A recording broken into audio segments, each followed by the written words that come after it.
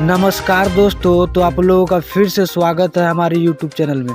तो दोस्तों, आप लोगों को बता दें कि अहिरान स्टार टुनटुन लाल यादव की पत्नी ने खेसारी लाल यादव से प्रमोद प्रेमी खातर गुहार लगाई। जी हाँ दोस्तों, तो आप लोगों को बता दें कि टुनटुन लाल यादव की पत्नी ने कहा कि प्रमोद प्रेमी को बचाइए खेसारी भैया। जी हाँ दोस्तों, तो टुनटुन लाल यादव की पत्नी ने बड़ा बयान दिया। तो दोस्तों, आप लोगों को बता दें कि टुनटुन लाल यादव की पत्नी पूजा यादव, जो कि अहिरान गाने पर रील बनाती थी। जी हाँ दोस्तों, तो आप लोगों को बता दें कि पूजा यादव का कहना है कि खेसारी जी, आप प्रमोद प्रेमी यादव को बचाइए। तो दोस्तों, आप लोगों को पता होगा कि खेसारी लाल यादव और प्रमोद प्रेमी में गाने को लेकर विवाद हुआ था, जिस गाने का नाम था मुर्गिया आरा के ही है।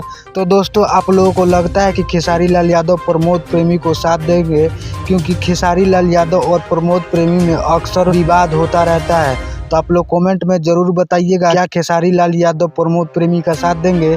मिलते हैं नेक्स्ट वीडियो में, जब तक के लिए जय हिंद जय भारत।